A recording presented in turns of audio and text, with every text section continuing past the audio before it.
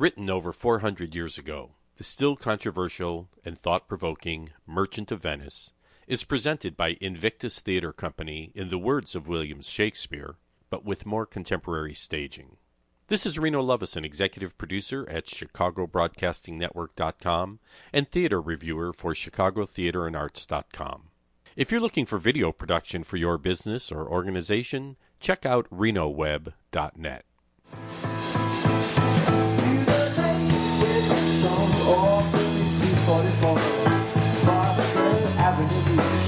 Yes, I took it to me. Well, the wind is picking up all day, oh yeah. It is driving over to the liquor store. Yesterday with the show, all the day 244. In simple terms, The Merchant of Venice is about a Venetian merchant, Antonio, who agrees to provide his friend Bassanio the necessary money he needs to woo a very wealthy young lady named Portia, who he feels he has a good chance of marrying. The problem is that Antonio does not have the ready cash on hand, so he agrees to borrow it from the local moneylender, Shylock. Now, anyone who watches Judge Judy knows right away that lending your deadbeat friend money that you don't have and agreeing to put the cost on your credit card in hopes that he'll repay you when his tax refund comes in or whatever usually leads to trouble.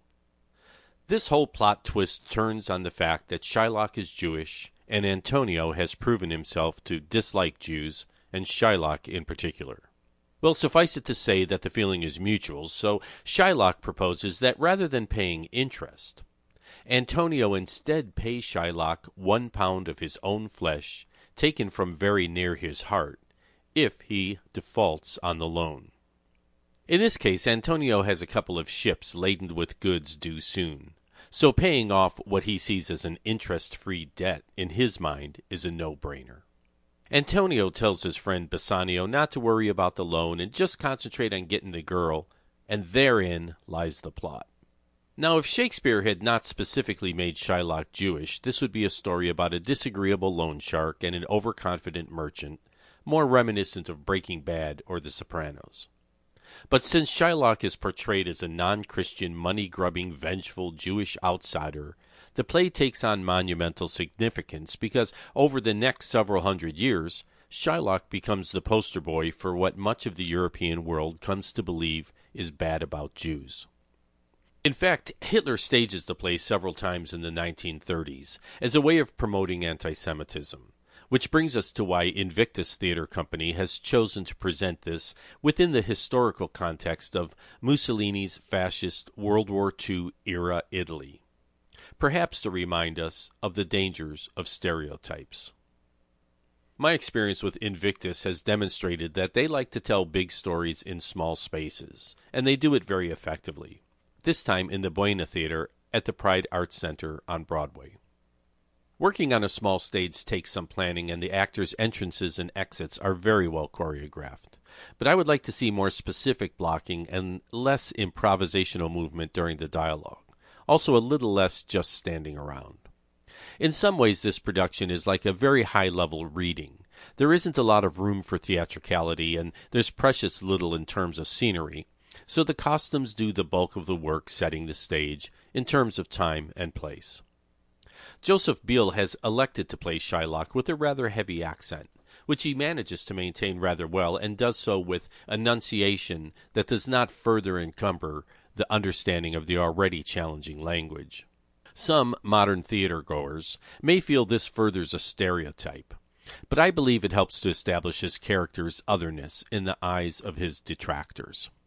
Beale's performance has a steady intensity, brimming with an introspective emotion that seems like it might explode at any moment. He understands that for Shylock, this is a chance for revenge, not only for himself, but for his people as well. But he realizes it requires cool calculation, not impulsive action. Chuck Monroe plays Antonio with a kind of understated animosity toward Shylock, and as a loving friend toward Bassanio, taking on the burden of responsibility for his plight when things take an ugly turn, when Shylock demands his pound of flesh. Julia Badger plays the part of Portia well. She and Madeline Pell, as her confidant Nerissa, have excellent rapport and seem to be having a great time. The challenge for them is finding a balance between a traditional dignified demeanor and a more contemporary sensibility. They come dangerously close to acting like sorority girls at times, which admittedly is not far off the mark, but maybe not as courtly as I would prefer. Badger's transformation to clever courtroom counselor is very convincing, and Portia's highly anticipated quality of mercy speech does not disappoint. The quality of mercy is not strained, it droppeth as the gentle rain from heaven upon the place beneath. It is twice blessed. It blesseth him that gives and him that takes. Brandon Bowler as the Prince of Morocco is very effective, but the standout performance goes to Joshua Seeger as the onstage troubadour, performing multiple minor roles, especially that of the Duke, who has taken up the challenge of winning Portia's hand. More than anyone else, he seems to have a full command of the intonation and inflection of the Elizabethan dialect. Scholars continue to debate whether Shakespeare is sending a signal of tolerance through Shylock when he says, "I am a Jew. Hath not a Jew eyes? Hath not a Jew hands, organs, dimensions, senses, affections, passions? If you prick us, do we not bleed? If you tickle us, do we not laugh?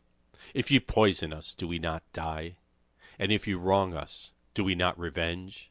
If we are like you in the rest, we will resemble you in that." The play's ending suggests a resolution that was likely more acceptable to the Christian community in Shakespeare's time, and therefore must be considered through a historical filter. So in the end, it's still left to the audience to decide and derive the meaning that makes most sense to you. Hitler managed to see what he wanted to see in Shylock and used that anti-Semitic interpretation to his own ends.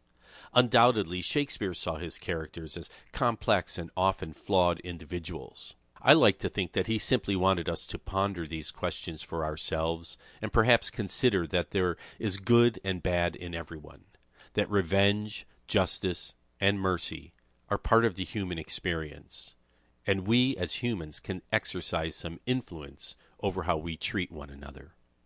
The Merchant of Venice is presented by Invictus Theater Company at the Buena Theater in the Pride Arts Center, 4147 North Broadway, Chicago, through November 17, 2019. For tickets and information, visit invictustheaterco.com or go to chicagobroadcastingnetwork.com and we'll post a link. This is Reno Lovison, executive producer at chicagobroadcastingnetwork.com, where you can hear more of our theater reviews and Chicago event-related podcasts and more. Please be sure to subscribe if you want to be notified when new content is added. You can also read this review and others at chicagotheaterandarts.com. If you ever need web video production for your business or organization, check out renoweb.net. Hey, thanks to Steve Solomon for the use of Foster Avenue Beach as our theme song. That's okay.